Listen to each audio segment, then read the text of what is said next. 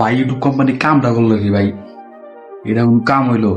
এমন একটা আপডেট আনলো, এই আপডেট কমু আমার নিজেরই কেমন জানি লাগতাছে। এমনি মানুষ 4,000 ঘন্টা ওয়াচ টাইম করতে পারতো না, এখন কি শুনতাছি 8,000 ঘন্টা ওয়াচ টাইম করতে হইব, ডাবল, সবকিছু ডাবল হয়ে গেছে গা। মানে কি মনে করে যে আনলো আপডেটটা যাই না, কিন্তু আপডেটটা সম্ভবত 2027 সালে আইব, কি মাসে সঠিক আমার জানা নাই, কিন্তু আমি কালকে শুনতে পারলাম যে আপডেটটা আসছে, এর জন্য আপনাদের জানিয়ে দিচ্ছি। মানে মাথার উপর দিয়ে যাইতেছে, যিনি 4,000 ঘন্টা করতে পারি না, হিনে আবার আরো 8,000 ঘন্টা। আর যারা শর্টস ভিডিও বানায় সেগুলোকে তো আরো কোটি নিয়ে গেছে গা। আগে 10 মিলিয়ন করলে হয়ে যেত গা, আর হবাই লাগবে 20 মিলিয়ন। আপনারা এখন আপনারা কি পারবেন?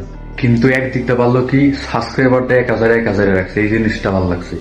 অবশ্য পারতেও পারেন, কিন্তু এই জিনিসটা যে একটা জিনিস কি হইলো, যারা কন্টেন্ট ক্রিয়েট করবো তার ভিতরে একটা আত্মবিশ্বাস আইব বা একটা আগ্রহ আইব যে এটা যদি আমি করতে চাই আমার আরো ভালো করতে হইব। আগে যেরকম একটা আজারা কোয়ালিটি দিয়ে কাম হয়ে যেত গা, এখন আর ওই আজারা কোয়ালিটিতে কাম হইব না। এখন যত ভালো কোয়ালিটি করা যায়, কোয়ালিটি তো একটু নিম্নমানের হইলে হইব, কিন্তু ডাবিং বা ভয়েস, আমার ভয়েসটা কিরকম যদি আমি জানি না, আপনার কাছে ভালো লাগতেছে নাকি আমি তাও জানি না, কারণ এটা আমার এরকম সরাসরি প্রথম ভিডিও। আর কারেন্ট গেছে অনেক গরমে করতেছি, কাম দেখতে পারতেছি। এখন আপনারা দেখেন কি করবে। আর এরকম ইউটিউবের আপডেট জানতে চাইলে চ্যানেলটা সাবস্ক্রাইব করে রাখেন। তো ভিডিওটা আমি বড় করতে চাইতেছি না, যেহেতু প্রথম ভিডিও, যদি দেখি এই ভিডিওতে বেশি রিস্ক পাই তাহলে করুন। আর এখন কন্টেন্ট ক্রিয়েটর গো একটা সমস্যা হইতে পারে, যেমন আমার কথাই কই।